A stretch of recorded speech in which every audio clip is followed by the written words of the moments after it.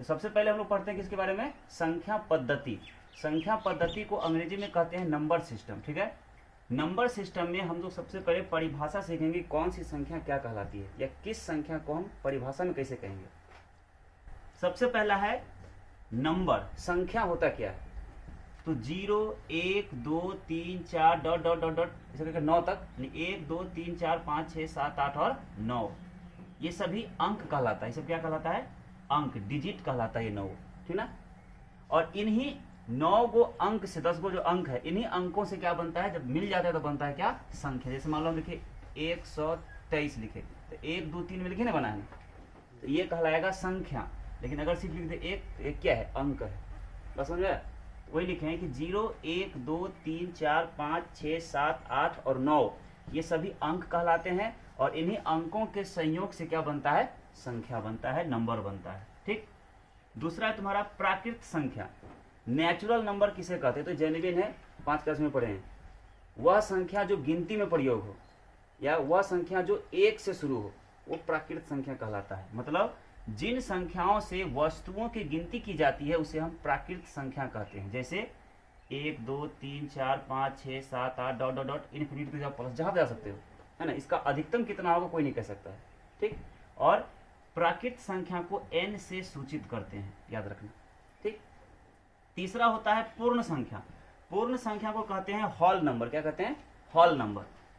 प्राकृत संख्या में शुरू हुआ था कहां से, 1 से, लेकिन पूर्ण संख्या में क्या होगा, सिर्फ आगे में 0 लग जाएगा। मतलब प्राकृत संख्याओं के समूह में अगर 0 को शामिल कर लिया जाए, मिला लिया जाए, तो जो संख्या का समूह बनता है उसे ही हम कहते हैं पूर्ण संख्याओं का समूह। मतलब प्राकृत संख्या 1 से शुरू होता है और पूर्ण संख्या 0 से शुरू होता है।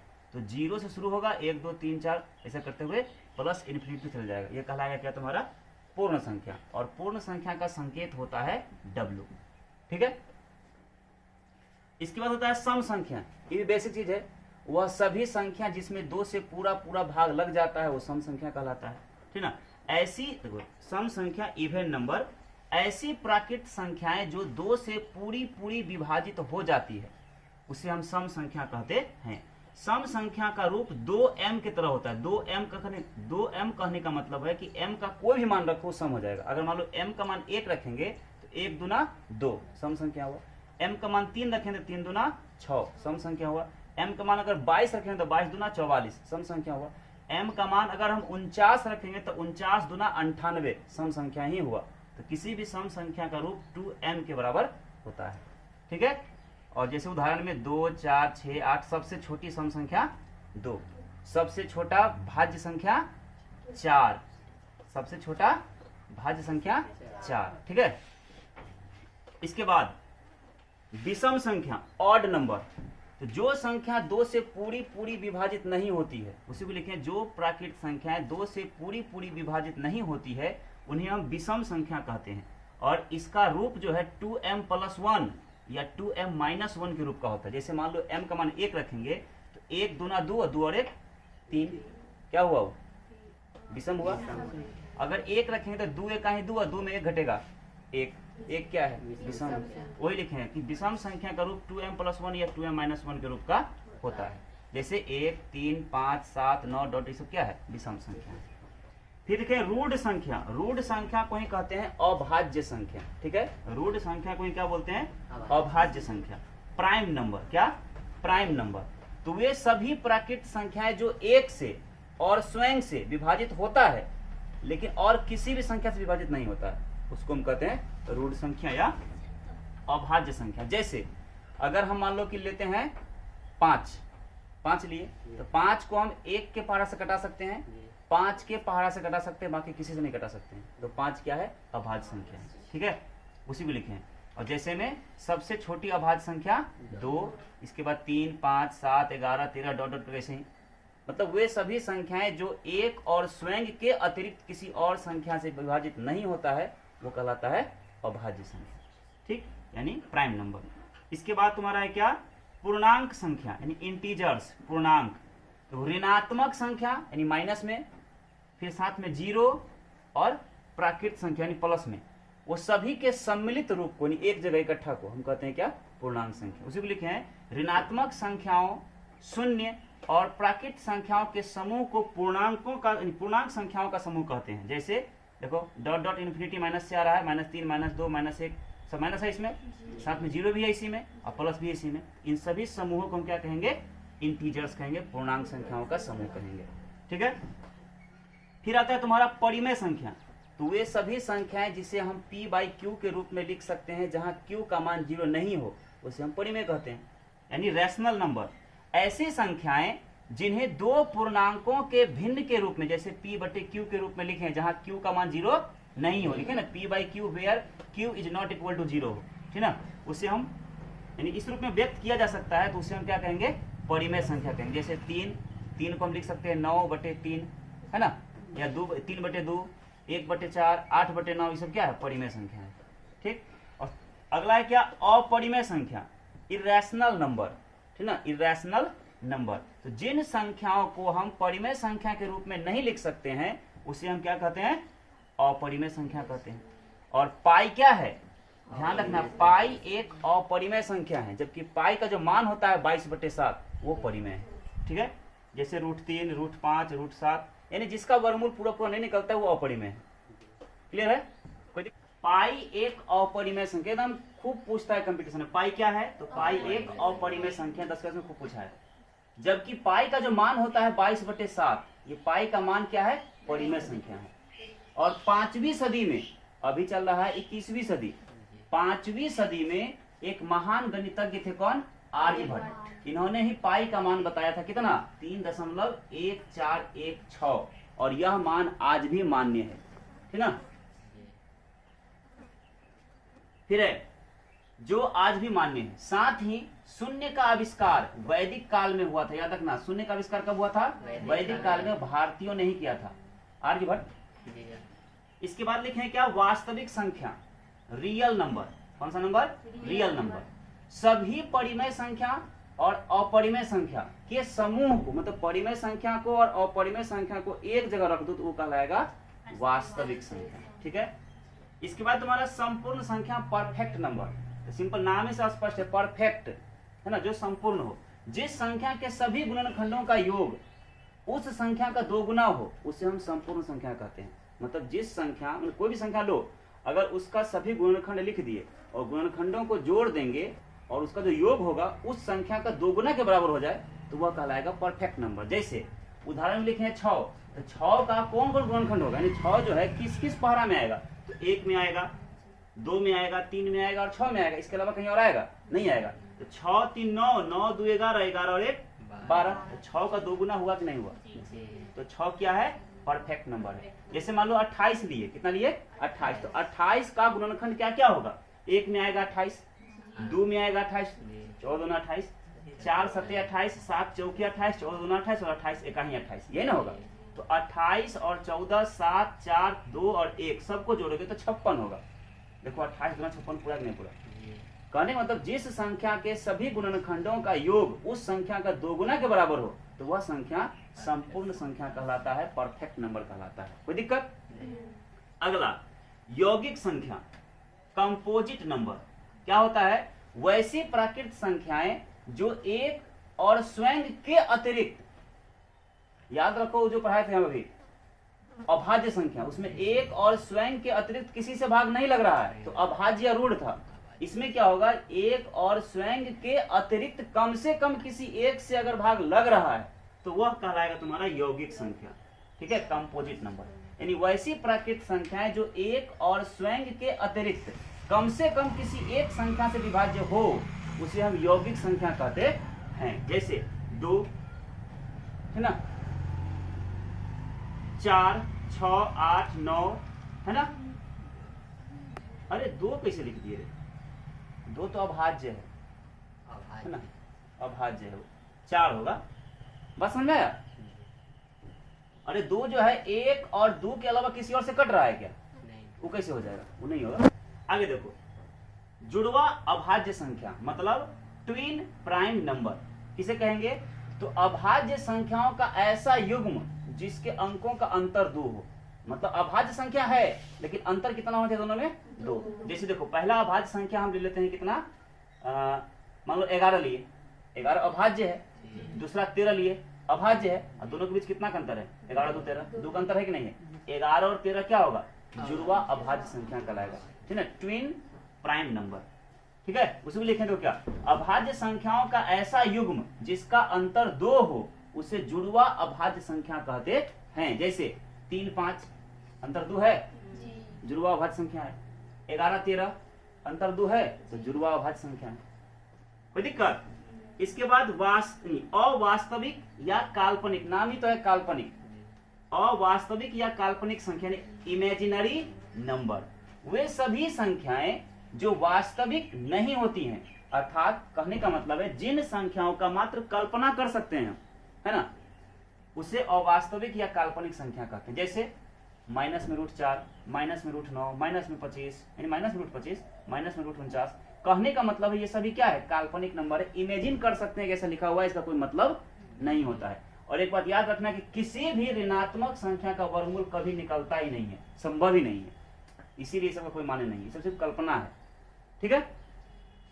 आगे होता है सम संख्या के न, संख्या के अंकों का मान, डिजिट वैल्यू ऑफ नंबर। देखो किसी भी संख्या का 2 मान होता है, क्या लिखे हैं कि किसी भी संख्या, मान लो इसे लिखते हैं 4 7 6 7 ऐसे लिख दिए। अगर हम पूछ दे कि 7 का मान क्या है, तो सिर्फ अगर हम कह रहे हैं कि 7 का मान क्या है तो ऐसे संभव नहीं है। पूछेंगे कि 7 का अंक मान क्या है या 7 का स्थानीय मान क्या है, तो एक होता है तुम्हारा कौन सा मान?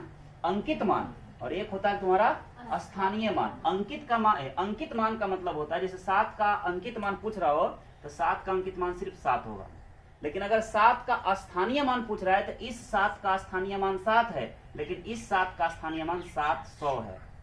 बस समझ में आया? उसी को लिखे यहाँ पे, संख्या के अंकों का मान, डिजिट वैल्यू ऑफ नंबर। किसी भी संख्या के अंकों का 2 मान होता है, एक होता है अंकित मान और एक होता है स्थानीय मान। क्लियर है? अब हम पढ़ते हैं रोमन संख्याएं, ठीक ना। प्राचीन रोमन वासियों ने, रोम के वासियों ने, पहले के रोम के वासियों ने लगभग 2000 साल पहले, 2000 वर्ष पूर्व रोमन अंक का प्रयोग किया था या करना शुरू किया था। इस पद्धति में, तो रोमन पद्धति में अंग्रेजी वर्णमाला के अक्षरों को अंकों में लिखा गया, ठीक है, परिवर्तित किया गया। और यह जो है मूल रूप से 7 संख्या का चिन्ह में है ना, 7 को अंग्रेजी अक्षर को लिया गया और लिखा गया है। जैसे 1 के लिए I, 5 के लिए V, 10 के लिए X, 50 के लिए L, 100 के लिए C, 500 के लिए D, 1000 के लिए M। अब इसी का प्रयोग कर करके कुछ तरीका है, कुछ नियम इसको लिखने का, और बाकी सभी संख्या को लिख दिया गया। जैसे अब देखो लिखे, रोमन संख्याओं में अन्य संख्याओं को लिखने का विधि कौन कौन है, किस विधि का प्रयोग करके इस 7 में से क्या कर दिया, सब लिख दिया। पहला विधि क्या होता है कि किसी भी संख्या को 3 बार से अधिक नहीं दोहरा सकते हैं। इसमें से किसी भी संख्या को अगर हमको लिखना है तो 3 बार दोहरा सकते हैं, 3 बार से अधिक। जैसे हमको मान लो रोमन अंक में लिखते हैं 1 तो 1 लकीर दिए, लिखते हैं 2 तो 2 लकीर दिए, 2 बार दोहराए ना इसको। अगर 3 लिखे 3 लकीर दिए, लेकिन 4 लिखते समय 4 लकीर कहने दे दिए, क्योंकि नियम है कि हम किसी भी संख्या को 3 बार से अधिक नहीं दोहरा सकते हैं। तो यहाँ पे 4 ऐसे नहीं होगा। बस समझ में आया? अब देखो दूसरा नियम कहता है तुम्हारा यहाँ पे कि यदि कोई छोटा संकेत बड़ा संकेत के बाएं, जैसे मान लो कि हम लिखें क्या यहाँ पे 10, ये बड़ा संकेत है, और इधर है 5, ये छोटा संकेत है। तो बड़ा संकेत के बाएं इधर है ना, बाएं और अगर 5 लिख दिया ऐसे, तो इसका कहने का मतलब है क्या है, 10 में से 5 कम है। अगर ऐसे ना लिखे, ऐसे लिखते मान लो ऐसे, इसका मतलब क्या हुआ, 10 में से 1 घट रहा है। बाईं ओर अगर बड़ा संकेत के बाईं ओर अगर छोटा संकेत आया, इसका मतलब है उस छोटा संकेत को बड़ा संकेत में से घटाना है। तो 10 में से 1 घटा दो, कितना हो गया, 9। इसे अगर लिख दिए इसे 5, अब 5 के पीछे बाएं साइड में क्या है, I है, तो क्या हुआ इसका मतलब 1 कम, 5 में 1 कम तो क्या होगा 4, है ना। यही दूसरा नियम है, यदि कोई छोटा संकेत बड़ा संकेत के बाईं ओर हो तो बड़ा संकेत से छोटा संकेत को घटाया जाता है, जैसे लिख दिया उदाहरण में, ठीक है। ठीक इसका अब उल्टा चलते हैं कि यदि कोई बड़ा संकेत के दाहिने ओर छोटा संकेत हो, यदि कोई छोटा संकेत जो है बड़ा संकेत के दाईं ओर हो तो वह बड़ा संकेत छोटा संकेत में जोड़ देते हैं। जैसे ये 5 है, इसके बगल में लगा दी 2 गो I, छोटा संकेत है नहीं, तो 5 में 2 जुट गया 7। बात समझ में आया? वैसे उदाहरण लिखा हुआ है वहां पे। इसके बाद तुम्हारा है अंतिम विधि क्या, कि यदि किसी संकेत के ऊपर, रोमन अंक के किसी संकेत के ऊपर अगर लकीर खींच दिया जाए तो इसका मतलब है कि उस रोमन अंक जो लिखा हुआ है रोमन अंक उतना का वह संख्या 1000 गुना हो जाता है। जैसे अगर लिखा हुआ है यहाँ पे 5 और 5 पे लकीर खींच दिया, इसका मतलब है कि ये 5 रहेगा और 5 को 1000 से गुना कर दो, मतलब ये हो गया तुम्हारा 5000। बस समझ आया? उसी को लिखे हैं कि यदि किसी संकेत के ऊपर लकीर खींच दिया जाए तो वह उस संकेत का 1000 गुना हो जाता है। जैसे 5 पे लकीर है तो 5000, L पर लकीर है मतलब 50 पर लकीर है तो 50,000 इत्यादि। कोई दिक्कत? अब है क्या, विभाज्यता का नियम। इसे कोई जब भाग बनाते हैं, कटाते हैं, तो किससे कटेगा, कौन पारा से कटेगा, है ना? तो याद करना पड़ेगा, जानना होगा ना। तो विभाज्यता का नियम क्या कहता है कि यदि किसी संख्या का अंतिम अंक, किसी संख्या का अंतिम अंक कहने का मतलब है, जैसे मान लो हम लिख दिए 1271, तो इसका मतलब ये हुआ अंतिम अंक, ठीक है। यदि किसी संख्या का अंतिम है, यदि किसी संख्या का अंतिम अंक 0 या कोई सम संख्या हो, 0 या कोई सम संख्या का मतलब है 0 हो, 2, 4, 6, 8, इसमें से कुछ भी हो जाए, किसी भी संख्या, कितना बड़ा का संख्या रहे, अगर उस संख्या का अंतिम अंक इसमें से कुछ भी हो गया तो इसका मतलब है कि वो जो संख्या दिया हुआ है वो 2 से भाग लगने वाला है। बस समझ आए? दूसरा विभाज्यता का नियम कहता है, ये तो हो गया। दूसरा कहता है कि यदि किसी संख्या के अंकों का योग 3 से विभाज्य है, मतलब कोई संख्या मान लो ऐसे लिख दिए, है ना, अब इसका योग करो, 4 3 7, 7 2 9 9 1 10, 3 से भाग लगता है, इसमें नहीं लगता है, इसका मतलब ये 3 से विभाज्य नहीं है। मतलब यदि किसी संख्या के अंकों का योग 3 से विभाज्य अगर है, मतलब अंकों के योग को, जितना संख्या दिया उसके सभी अंक को जोड़ दो और 3 से भाग दो, अगर भाग लग गया पूरा पूरा, इसका मतलब यह संख्या 3 से विभाज्य है, और अगर भाग नहीं लगा तो 3 से विभाज्य नहीं है। उसी को लिखे हैं कि यदि किसी संख्या के अंकों का योग 3 से विभाज्य है तो वह संख्या 3 से विभाज्य होता है। तीसरा नियम क्या है कि यदि किसी संख्या के अंत में 2 शून्य हो, संख्या के अंत में 2 शून्य का मतलब ऐसा, मतलब 7 6 8 7 6 7 डबल 0 लगा दिए, मतलब अंत में क्या है, 2 को शून्य हो जाए, या नहीं तो यदि किसी संख्या के अंकों के, है ना, अंत में 2 शून्य हो या अंतिम का 2 अंक 4 से विभाज्य हो, अंतिम का जो 2 अंक, इसमें शून्य 2 को हो ही गया, 2 को शून्य अगर हो गया तो 5 से भाग लगने वाला है, सॉरी 5 4 से भाग लगने वाला है। लेकिन अगर 2 शून्य अंत में नहीं है, ऐसे लिख दिया सिर्फ, ठीक। अगर 2 जो अंक है, लास्ट का 2 अंक, उसी को लिखे कि यदि किसी संख्या के अंत में 2 शून्य हो या अंतिम का 2 जो अंक है वो 4 से विभाजित है, जैसे है ना, 4 से भाग लगेगा 44, इसका मतलब है 8744 जो है वो 4 से विभाज्य है।